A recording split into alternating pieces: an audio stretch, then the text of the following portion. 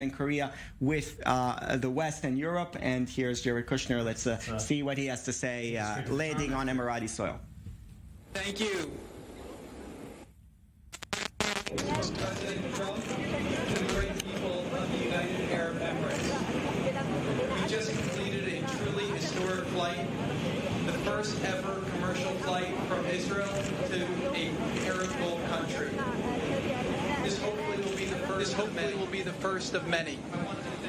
I want to thank and congratulate the Crown Prince, His Highness Sheikh Mohammed bin Zayed, my friend, on his leadership and courage.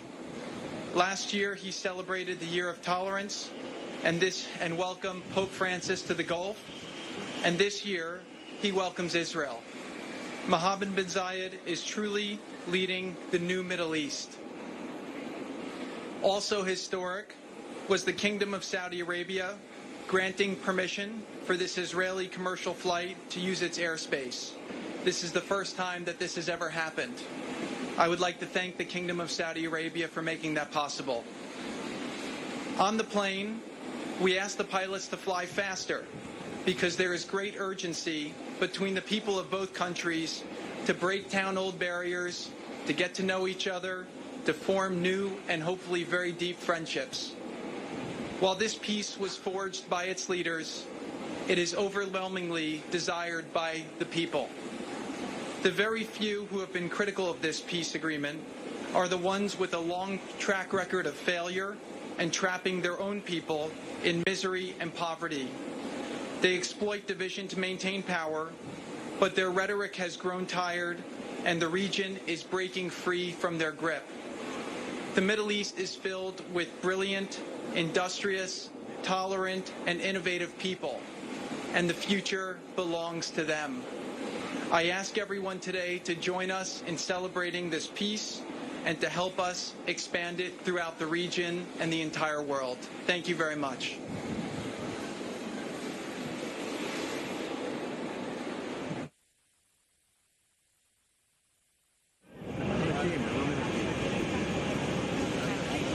Good afternoon. It's great to return to the UAE, and I too bring you greetings from President Donald J. Trump. When I was here last year, it was to thank the Crown Prince for the UAE's assistance in recovering an American hostage from Yemen, Danny Birch. I can tell you the Crown Prince, Sheikh Mohammed bin Zayed, is a friend who can be counted upon. It is especially remarkable that we have flown here directly from Israel, Ben Gurion Airport, on the first ever commercial flight to Abu Dhabi. This flight was made possible by the UAE's recent historic agreement with Israel, the Abraham Accords, which normalized relations between America's most reliable and most capable partners in the region.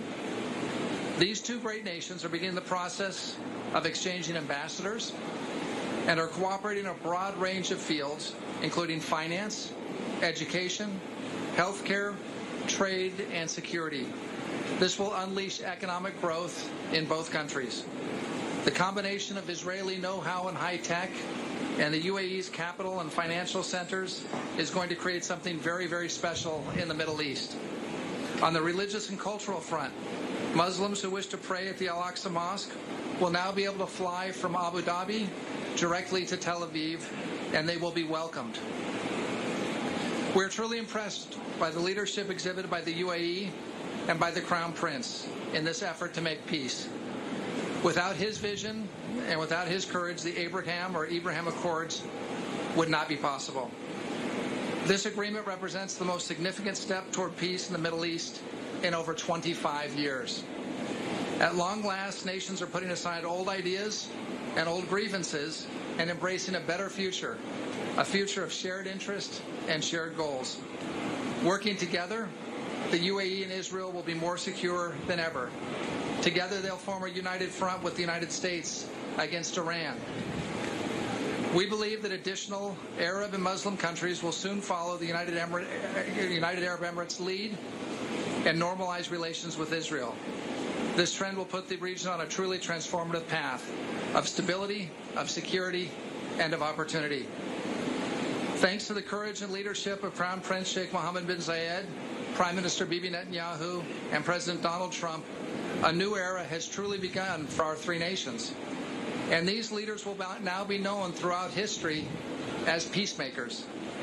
I want to thank Jared and his team, Special Representative Hook, Special Envoy Berkowitz, our NSC team of Mark Vandroff and Rob Greenway and Miguel Correa and Alex Gray for their excellent efforts in helping to assist Jared and myself as we've helped bring the parties together.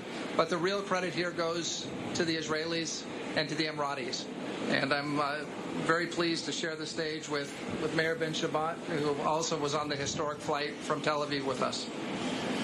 So Abu Dhabi has become one of the great capital cities of the world, not just in the region, but of the entire globe. I'm truly looking forward to my stay here in the Emirates and working with my Emirati and American and Israeli colleagues. Thank you. May God bless the UAE and may God bless America.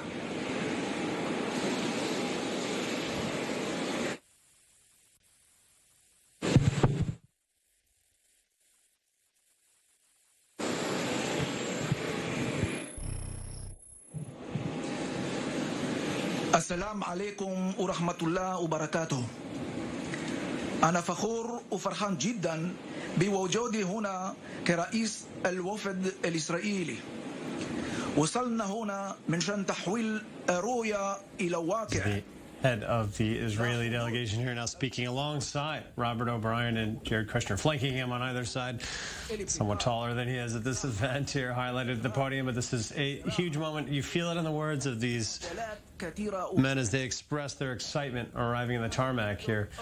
Mayor Ben Shabbat, the head of the Israeli delegation, speaking in Arabic now as he's on the tarmac here, his opening words to the Emiratis upon this beginning of this peace delegation here now, due to being in the country for 2 days, discussing a wide range of economic relations to come here, including from agriculture, science, all sorts of collaboration, even involving the coronavirus here now. And as we've heard it from these officials, having just arrived on the tarmac here in Abu Dhabi, it's an exciting moment. לאור יום ולעיני כל במטוס הנושא דגל ישראל ביחד עם ידידינו האמריקאים אשר להם תפקיד מפתח. As we look at these officials now arriving here and excited for their moments as much as they are here. I'm joined still in the studio with Alec Pollard, a correspondent here. And Alec, we were just breaking down the list of things to take place in these next 2 days. Obviously, as we heard Kushner himself mentioned, they asked the pilots to speed up in the air. We're having such urgency to get there and begin working on this process of normalization here now. And we were just touching on this when we cut to listen to their speeches here now about this being an economic focus, a focus on the civilian sector here. And it appears arms wide open by the Emiratis here towards those gestures. Yes, that's one of the things that have been quite amazing about this whole process, how open the United Arab Emirates have been about this deal, not trying to hide it at all, despite a lot of opposition in the Arab world, conducting interviews on the national television news channel with Netanyahu, with other ministers, and just sharing stuff on Twitter, everybody, the news channels and the officials talking about it very, very openly. So there's no attempt here at all to try to sort of hide this normalization of ties.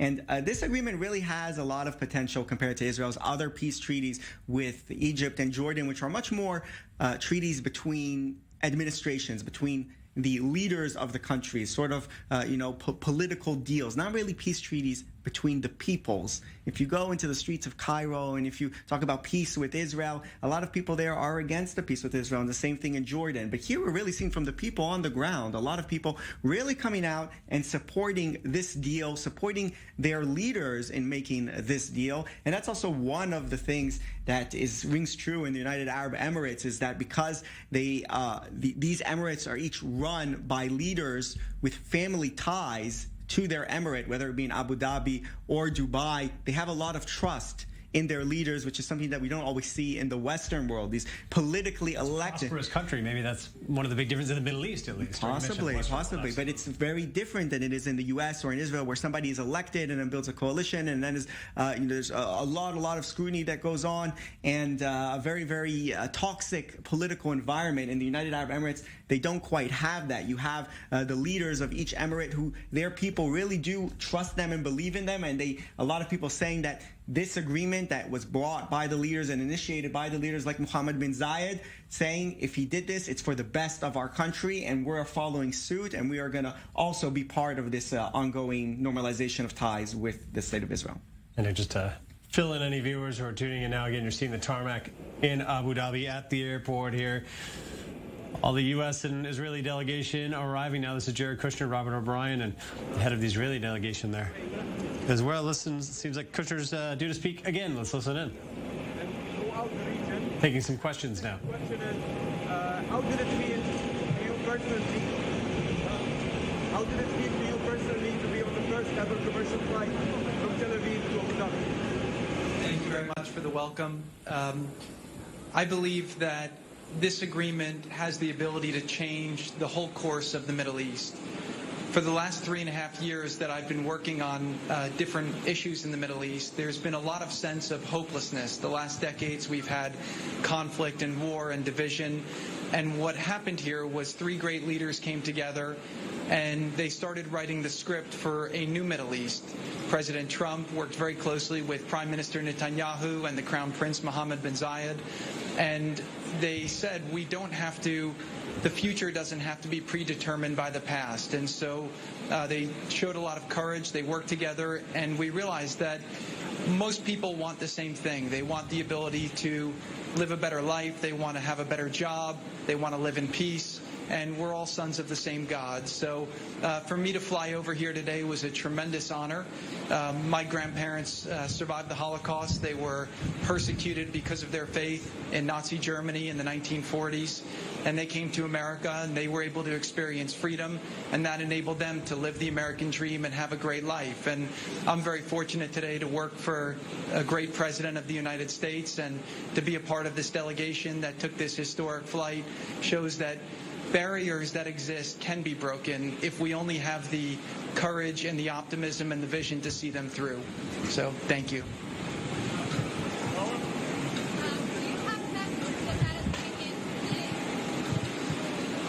The message that we carry for the Palestinians is also one of hope. We've done a lot of great work to lay out a pathway for them to improve their future. We've put an offer to their leadership on the table that will enable them to have a state and self-determination, and an economic plan that could revitalize their economy.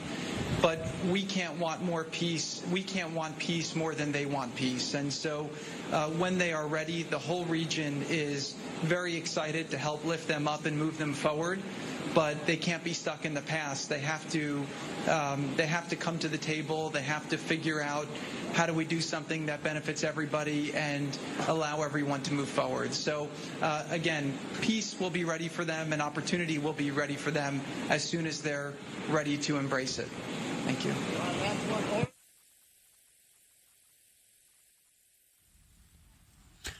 And this is Jared Kushner on the tarmac in Abu Dhabi. In case you're just joining us here, this is upon the landing of this delegation. They're having just flown over Saudi Arabia from Tel Aviv these last few hours. They're now there taking some questions from the assembled press corps at the airport here in Abu Dhabi. Let's listen again. United Arab Emirates has a very special defense relationship with America that goes back 30 years. They have tremendous capability. America and the United Arab Emirates work on tremendous missions together. They've accomplished incredible things. Right now, the biggest threat in the region that we see is Iran. You know, when President Trump came into office, ISIS had a caliphate the size of Ohio. There was a lot of funding that was going to terrorism, and there were a lot of people who were using the internet to radicalize youth. President Trump has worked very closely with the leaders of the UAE and the other Gulf states and other Arab leaders to try and bring the region closer together. The caliphate of ISIS, the physical caliphate, has been taken back, and now we're focused on the future and what advancements we can make. So the military relationship that America has with the United Arab Emirates is very special, just as the relationship that America has with Israel is incredibly special. And so the QME is something that can be respected while also advancing our military relationship with the United Arab Emirates. And we'll be talking more about that over the coming weeks and months. But, you know, today is about celebrating this historic breakthrough, which enables opportunities for the people to come closer together, for people from the technology sector, from the economy, from the agricultural sector, and even for the security sector to start working together. So the thing that brought everyone together is that there are a tremendous amount of common opportunities between the countries, and it's within the interests of both countries to move forward, and that's why both leaders showed the courage to make the historic step that we are taking today. Thank you. Right.